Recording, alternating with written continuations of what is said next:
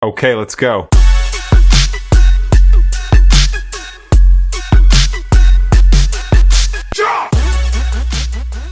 Hey, what's up, Pottery's Peak fam? Today we are learning how to throw plates. So we're going to get started, as always, by wetting our space because we don't want silicosis. If you guys want to go into like health safety reasons that we do things at the studio, I can do a whole video on that. I know that doesn't get talked about as much as it really probably should, but we're going to pat this down, get it all ready for making plates. And I always pre-pat everything because it honestly makes life so much easier when you go to center. Some people do it in their hands and ball it up. I like to make these little traffic cones because that's how I like to center. It just makes it a lot easier for me. So we're going to bring these over to the wheel, get our station all set up. I'm going to be using these round bats. I like to use these really, this one's not the largest size, but I like to use these like medium sized bats. I think they're 8 to 12 inches. I'm not actually really sure. I'd have to look at them, but I go to the very, very edge of them. So when I'm doing my plates, I kind of get to gauge. I use them as almost as a tool because then I know that all my plates are going to be the same size. So we're going to start by centering this, making sure this is very centered. Plates are one of the most easiest things to actually have compression cracks because anything that you make that has a wide, like longer bottom, it is going to be a lot more easy to crack. So we want to make sure that we really pay attention to that while we are throwing this today. So we're going to push this down and turn it into what I like to call our hockey puck. And then we are going to open this. So when we open, remember keeping your elbows on your legs the entire time. And I like to use my sponge here. We're going to use 2 fingers and just open this enough so we can check our thickness. So we're using our wooden pin tool, stopping our wheel and checking our thickness. And we should have, I always say a finger, it's really about a 1/4 of an inch.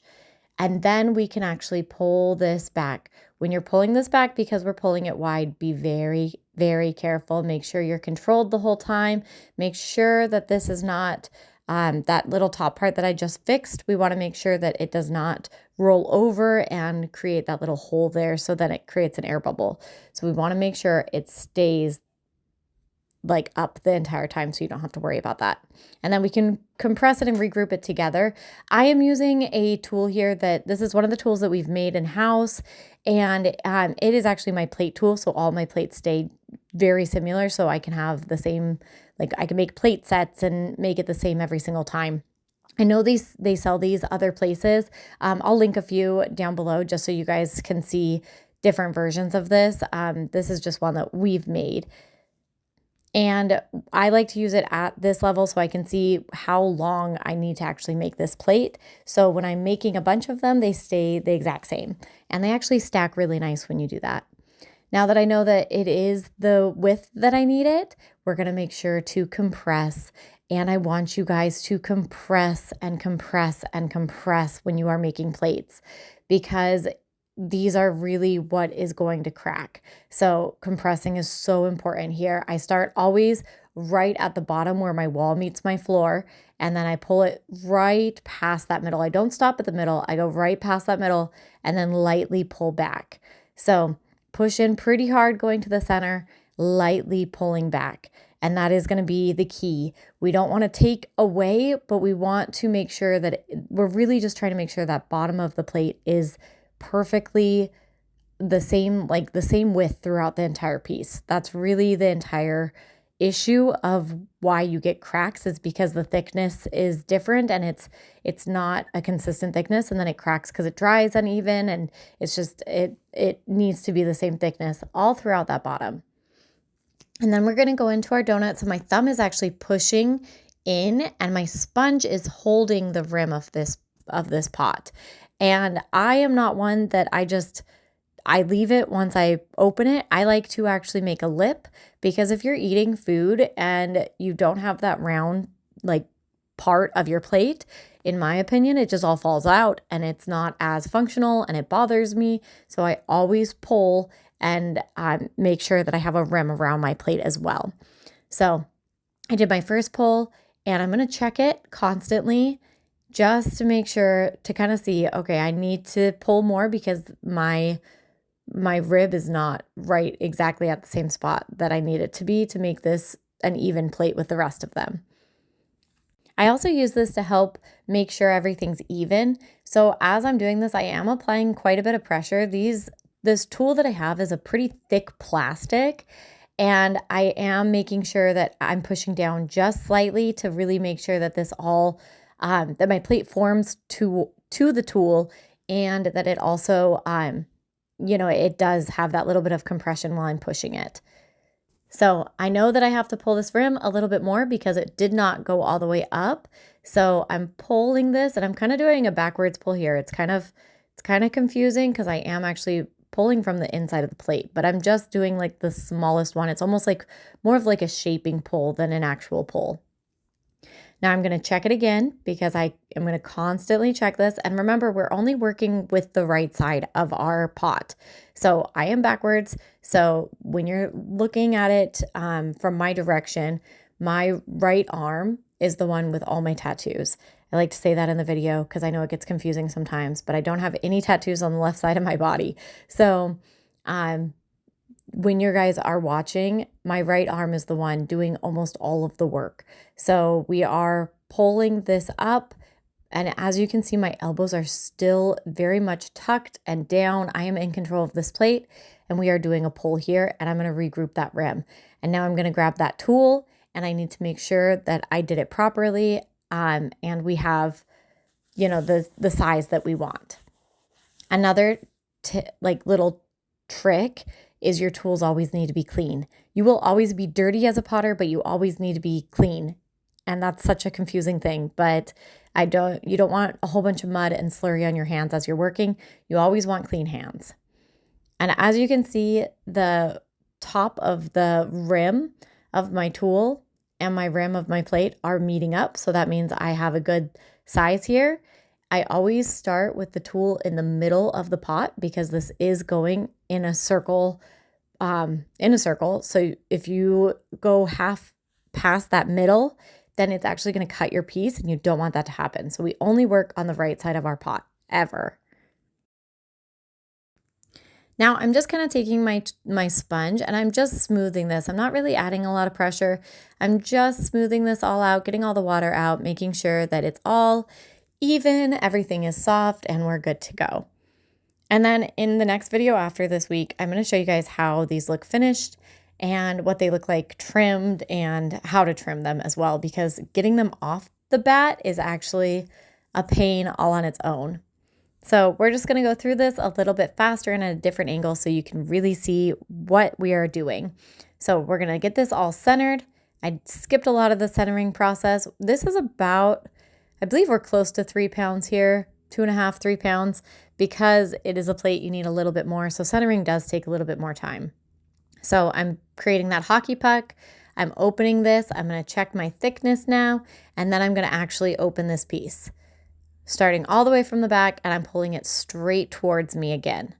So pulling that all the way back, regrouping that rim, and checking it with my tool constantly so I can gauge my sizes.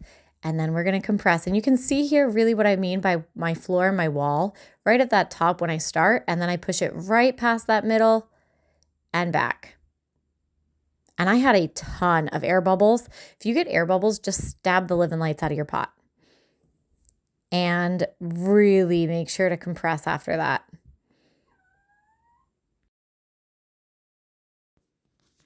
And I'm going to clean my tool, check with my tool again. We're not quite there. I need to do my first pull. I call this my donut pull. So my thumb is at the base, my sponge is around the rim, and then you pull up. And then we do our normal pull. We're going to make sure everything's clean and all dry, and we're going to check it with our tool again. So